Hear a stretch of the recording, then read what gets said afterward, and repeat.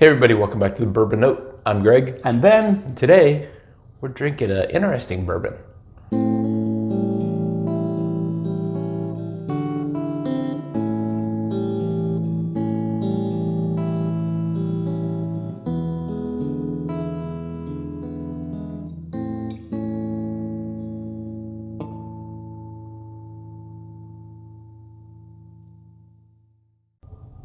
All right, Ben. Imagine you're a member of a club. Okay. Where you're not allowed to go in there unless you're obviously a member. Oh, sure. And they have amazing, interesting bourbons. I feel like you're setting the bar high for this one. But then you drop the bomb and say you don't even have to be a member of that club. Yeah, that's true. Well, actually, everybody else watching this in different states does. Did you know that? I did not know that. Okay, so before we get off on a tangent here, we have Costco brand Kirkland small batch bourbon whiskey. This is from Barton 1792. Greg and I are big fans of all the 1792 bourbons. And what I was going to say about the club thing is Minnesota has the worst liquor laws in the entire country. It's terrible. But That's the true. one thing we have going in our favor is that in Minnesota, you can't have a private liquor club like a Sam's Club or a Costco. So in Minnesota, you can shop at Sam's Club and Costco liquor stores without a membership. True. And they have good deals. Mm-hmm. Probably nationwide. For sure. They just occasionally get stuff in that's just awesome price. Yep. But yeah, without a membership, you can walk into the liquor store, not the rest of the store, but walk into the liquor store and pay cash or whatever. But everybody else in the country has to Actually be a member. be a member. From what I understand, I don't know if we're the only ones in the country that. But I know think, Idaho has some weird liquor laws, and they could be like this. Who knows? There's probably one or two others. Yeah, nothing trumps how terrible Minnesota's liquor laws are. We do a whole video on that. How we suffer. So anyway, enough about us. Yeah, so this is nice cork pop, Nice real cork. Real cork. So this is a liter for what, $20? You bought it. Yeah, it was $20, I think. 92 proof, and I'm excited about this one just because, like I said before, Greg and I are big fans of 1792 bourbons. So our guess is Costco went to 1792 and said, hey, we want to buy X number of millions of barrels and sell it cheap. And so this is probably quite similar to the 1792 small batch. However, it's mass produced. They call it small batch, but there's no way anything being sold by Costco is it's not a small batch. Small batch doesn't really mean anything there's no legal definition. World of bourbon anyway. Technically, Right. Knob Creek started out as a small batch. Right. You know, Elijah Craig is a small batch, and it's on every Yep. shelf in every liquor store in the country. But we've been seeing this one recently on Instagram and other places showing up. So it's out there, and then you went into a store where you're not a member. I actually am a member. Yeah, I knew you. But I don't have to be to buy this booze. You went back, so I think you became a member. You did the initiation and violated several oaths in order to. Off camera, you'll have to tell me what those oaths are. I'm not really sure what they are. This, I guess, maybe just because I know it's a 1792 product, I wish we had just like the 1792 small batch to kind of compare this to. I don't have any on my shelf. Yeah, mine's across the street. It's too far to walk. Yeah. But it has that kind of, I feel like the 1792 line has its own kind of unique flavor to it. I think so. Barton's is doing some really cool things. They have a great selection. I feel like there's something a little different about this. I'm not really sure what I'm getting. There's kind of a bright, like maybe a fruit sort of note, and so I get definitely little rye spice. Brown sugar is the dominant note, although I don't think it's going to be as sweet as the nose suggests. But then there's almost like a floral note. There's something soft. I think maybe subtle. it's like a clove is maybe what I'm kind of settling on, is that kind of bright, I said fruit, but not really. Very rarely referred to as a fruit. yeah, exactly.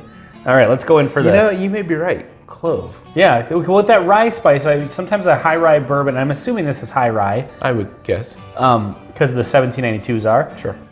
Sometimes the high rye ones, I really get a noticeable kind of clove sort of thing. Yeah. All right. Diving in.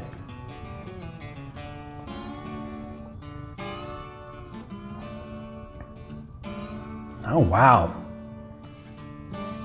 $20? Yeah, that's really different than I was expecting. I honestly can't think of, I don't think I get 1792 and it like, I think this is a custom mash bill. Yeah, I don't know that I'm really getting just from memory. Yeah. A 1792 sort of vibe on it either. It's really good. I actually like this. It's unique. But it's a lot different than I was expecting. It's one of those ones that's different on the palate than it is on the nose. Agreed. No sweetness. And it's still really good. There's some sweetness. There's some oak, vanilla flavors that come through as sweet. But there's a lot of flavors, but I feel they're unique. You know, where some are really blended.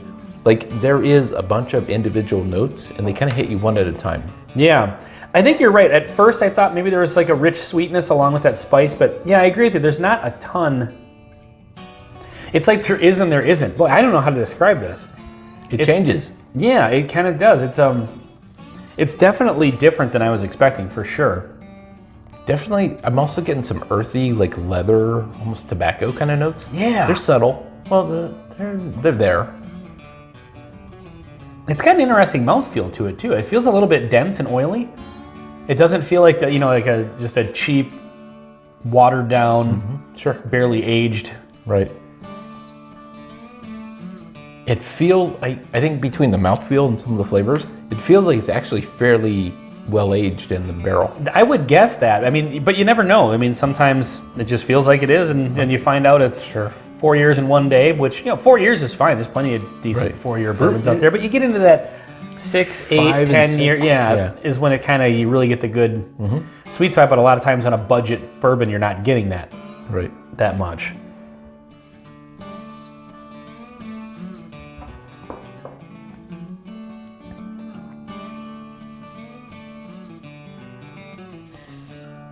This is different every sip I take.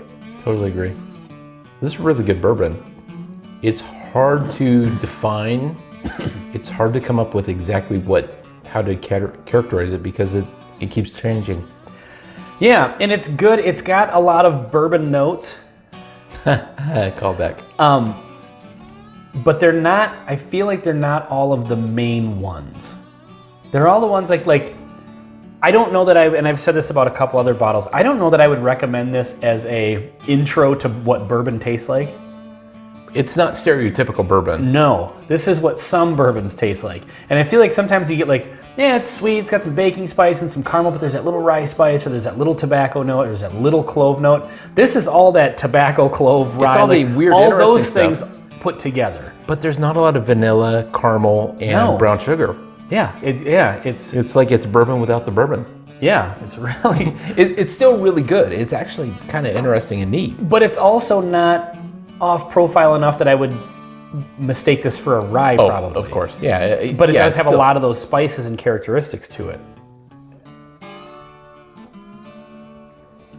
Now I just said that this last nose was just like all rye.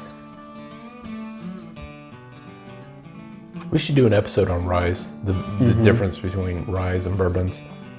Because I find them a lot different than a high rye bourbon. Oh yeah, like for there's sure. a total difference between a rye and a high rye bourbon. And you and I don't have a ton of experience with ryes. I actually had a pour of one of the ryes that I have the other night just to change it up a little bit.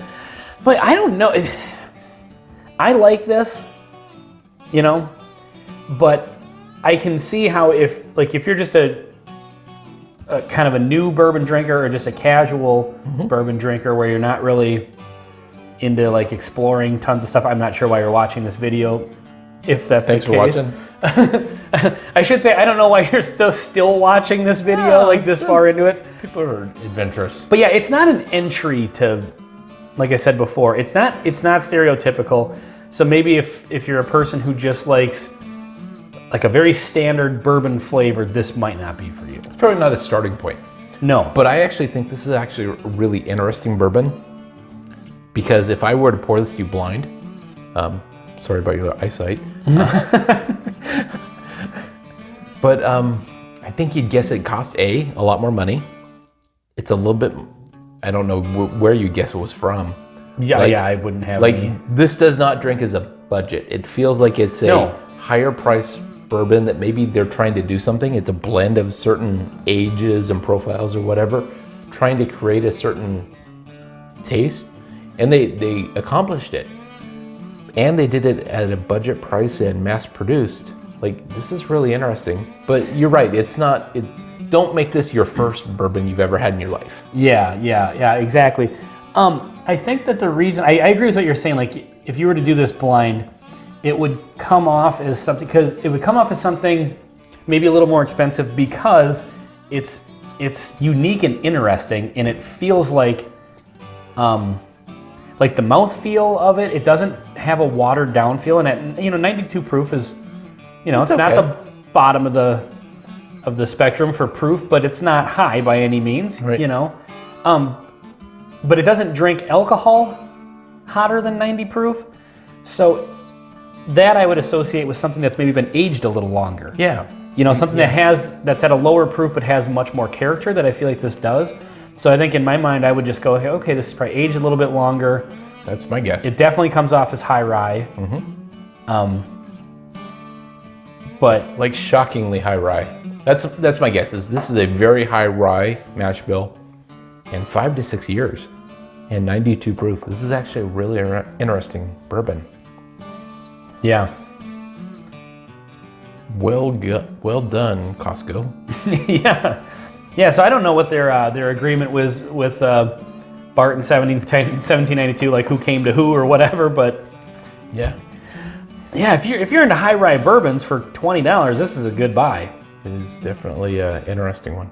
Or if you're into rye whiskeys. Rye whiskeys. Even, because I feel like this has all those spices and clove and stuff like that, but it still has a little bit of that traditional bourbon notes. But they're just buried. Like but they're buried. Yep. We were saying before, it doesn't have like the main taste profile of a bourbon. But I think if you were to put this against a rye, you would notice that it's different. You would call this the bourbon. Yeah, for sure. So I think this review is clear as mud. Like I like it. It doesn't taste like bourbon, but it tastes like bourbon, but it's I don't know, there's just a lot. I feel like this one, as you go through the bottle too, is going to change and change and change. I totally agree. But I like it. I like it too. If you happen to be a member of that super secret club, what's it called? Costco. Yeah. Grab yourself a bottle of this. If you're willing to abandon all sense of decency and join this club. I'm gathering Greg doesn't like Costco. I didn't know this about you. Here's the truth. We join, my wife and I join occasionally, then we forget to go back for 2 years. Yeah. Then we have to go join again, and then we forget to go. Yeah, see, our nearest Costco is like a half hour away, so maybe that's why. If there's one right here in town. Yeah, that would help. So anyway, well, this has been the Costco Kirkland signature small batch Barton 1782 Master Distillers. On the Bourbon Note, I'm Ben. I'm Greg. Thanks for watching. Cheers.